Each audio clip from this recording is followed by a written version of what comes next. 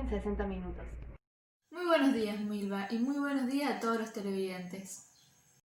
Hoy vamos a estar informando sobre las consecuencias que trajo consigo la pandemia, principalmente en el aumento del desempleo.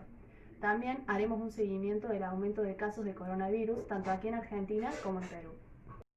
Así es, además también nos contactaremos con una especialista argentina y con una especialista peruana que nos contará un poco sobre la situación actual del Perú. Muy bien, comencemos hablando sobre un grave problema aquí en el país, que es la desocupación. El fenómeno de la desocupación es una grave problemática que afecta a gran parte de la población mundial. Sin embargo, no afecta a todos por igual. Las tasas de desempleo presentan variaciones según las zonas geográficas, los grupos sociales o los parámetros de edad. Los tres segmentos más afectados son las mujeres, ya que con frecuencia son discriminadas a causa de sus compromisos hogareños, sumado a las características socioculturales de la división sexual del trabajo. Los jóvenes, que egresan del sistema escolar sin experiencia laboral y buscan su primer empleo. Este grupo representa la promesa de cambiar la sociedad para mejor. Sin embargo, no hay suficientes empleos. A nivel mundial, los jóvenes tienen alrededor de 3 veces más probabilidades de estar desempleados que los adultos. Una pregunta frecuente es por qué los jóvenes se ven afectados de manera desproporcionada por la crisis del COVID-19. Los jóvenes constituyen una gran parte de todos los nuevos buscadores de empleo, ya que se incorporan al mercado laboral por primera vez, y por lo tanto las empresas que se enfrentan a una crisis evitan contratar a personas de este grupo de edad. Los trabajadores jóvenes son más fáciles de despedir, ya que han pasado menos tiempo en el campo laboral que los trabajadores mayores. Esto se debe a que las instituciones protectoras del mercado laboral típicamente prescriben un aumento del costo de despedir a los trabajadores con mayor antigüedad. Es más probable que los trabajadores jóvenes trabajen en empleos menos protegidos, como el empleo temporario e informal, y es mucho menos probable que sean miembros de sindicatos. Los trabajadores jóvenes están sobrerepresentados en sectores que han sido duramente afectados por la pandemia de COVID-19, como el turismo, el comercio minorista, el alojamiento y los servicios de alimentación. Otro grupo son las personas de edad avanzada que fueron despedidos con problemas de salud o que se han retirado voluntariamente. En Argentina se encuentra el Instituto INDEC, encargado de la organización, recolección y dirección de datos estadísticos que permiten elaborar informes. El INDEC procesa y elabora información para ofrecer datos, sobre todo del desempleo. Así es, Milva, la cantidad y la calidad de los empleos se encuentran amenazados. La Organización Internacional del Trabajo elaboró una nota técnica, la cual consiste en un análisis preliminar que detalla las políticas anunciadas por el gobierno y las evalúa en línea con las recomendaciones de la organización para brindar una respuesta integral a esta crisis. Como mencionaste anteriormente, las consecuencias económicas, laborales y sociales de la crisis son generalizadas y afectan a la totalidad de la población. Sin embargo, este informe también concuerda en que una serie de grupos se ven más afectados. En primer lugar, las mujeres, y por otro lado, los trabajadores informales, que normalmente se desempeñan en ocupaciones incompatibles con el trabajo a distancia. Los trabajadores independientes, monotributistas o trabajadores de plataformas también se cuentan entre los más vulnerables. En general, no están cubiertos por un seguro de desempleo u otras protecciones esenciales, como la cobertura por enfermedad profesional que les otorgaría un ingreso durante el periodo que no pueden trabajar. Por otra parte, también se explica que la crisis afecta de manera directa a la construcción y la industria, en especial a las microempresas y pymes. Como consecuencia de esta crisis, se prevé una caída significativa del PBI durante el 2020, estimada entre -2 y -3,8%.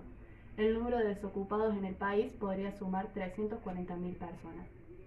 Para la OIT, las respuestas políticas ante la crisis deben enfocarse en dos objetivos inmediatos. En primer lugar, es necesario asegurar la salud de los trabajadores, los empleadores y sus familias, y minimizar los riesgos de propagación del COVID-19. Luego, deben tomarse acciones coordinadas, rápidas y de gran escala para estimular la economía y sostener los empleos, las condiciones de trabajo y los ingresos de los trabajadores. Sí, la Organización Internacional del Trabajo ha estimado que distintas hipótesis mencionan que habrá hasta 25 millones de nuevos desocupados a nivel global, con efectos inmediatos en términos de acceso al sistema de protección social y a servicios esenciales de salud, principalmente en donde la organización y gestión de los distintos sistemas se basan en el seguro social tradicional. Ahora hablaremos un poco sobre los datos que tenemos sobre los casos de coronavirus en nuestro país. Como podemos observar, el número de casos aumenta cada día a pesar de que ya hace varios meses se estableció la medida del aislamiento social. Por otro lado, en el gráfico de Perú también se puede observar una curva que va en aumento, aunque en los últimos días se ha podido observar una disminución de los mismos. Como se muestra aquí, desde el primer día los casos fueron aumentando y el día 152 se presentó el pico más alto con 10.143 casos. Sin embargo, después de eso, el número de contagiados comenzó a disminuir nuevamente. Relacionado con los gráficos anteriores, el matemático Roberto Ben, investigador docente del Instituto del Desarrollo Humano de la UNGS, Universidad Nacional de General Sarmiento, Buenos Aires, respondió una serie de preguntas y se sacaron una serie de conclusiones explicadas ahora en vivo desde su casa por Julieta. Julieta, ¿nos escuchás? Sí, Milo, te escucho. Muy buenos días. Muchas gracias por la invitación y por brindarme este espacio. Muchas gracias a usted por haber aceptado nuestra invitación. ¿Podría contarnos un poco sobre lo que dijo el matemático Roberto Ben? Sí, en los últimos meses y ante la aparición del nuevo coronavirus COVID-19, diarios de todo el mundo vienen publicando en sus páginas artículos sobre modelos matemáticos que predicen o pronostican el avance de la pandemia. Una de las especialidades de la matemática aplicada es la modelización matemática. La modelización es un proceso que involucra muchos momentos que van repitiéndose y sucediéndose unos con el otro. Frente a una situación real como la propagación del coronavirus, se propone un modelo matemático, por ejemplo, una ecuación que representa la evolución de la enfermedad. Este modelo es analizado desde el punto de vista matemático y se sacan ciertas conclusiones que permiten generar las predicciones sobre la situación real.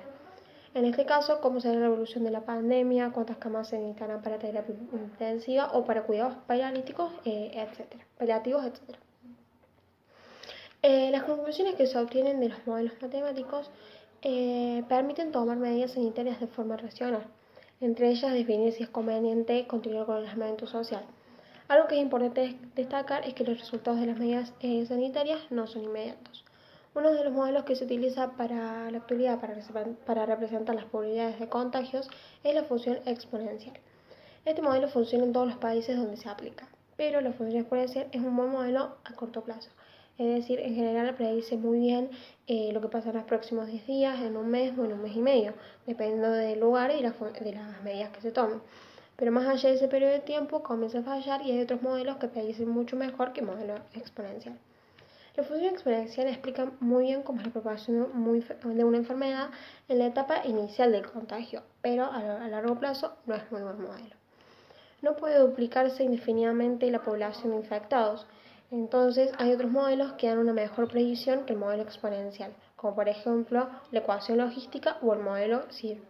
Estos modelos se ajustan mejor, por ejemplo, a lo que se está viendo hoy en China o en Corea del Sur, donde la cantidad de infectados comienza con un crecimiento exponencial y luego se va amesetando. La mayoría de los modelos matemáticos para explicar y predecir el comportamiento de brotes epidémicos comenzaron a desarrollarse ya hace muchos años. El modelo CIR es más preciso que el modelo exponencial, sobre todo después de la fase inicial de contagio, porque tiene en cuenta, por ejemplo, que la cantidad de personas susceptibles de contagiarse va disminuyendo a medida que transcurre el tiempo. Ningún modelo representa la realidad de forma exacta. La cantidad de variables que entran en un juego en la situación real es infinita. Cada modelo tiene en cuenta ciertas variables que son las que considera que tienen un mayor peso en la situación real. Los sistemas sociales que involucran decisiones y acciones de miles de millones de personas pueden apenas darnos herramientas para analizarlos y sacar conclusiones cualitativas o proveernos algunas predicciones probabilísticas. Es quizás esta complejidad la que hace tan interesante y apasionante a la modelización matemática y la que nos exige que sigamos investigando para generar herramientas que nos permitan entender mejor el mundo y la realidad.